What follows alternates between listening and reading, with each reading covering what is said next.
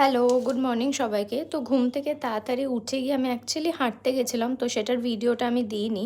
তো তারপরে এসে একটুখানি চিড়েটাকে এখানে ভেজে একটু দই আর গুড়ের সাথে খেয়ে সত্যি খুব ভাল লাগে।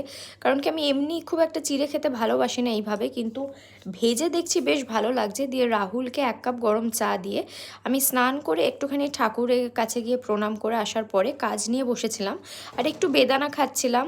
সবাই বলে বেদানা খেতে, তোমরা কারা কারা বেদানা খেতে ভালোবাসো অবশ্যই কমেন্ট সেকশনে জানিও।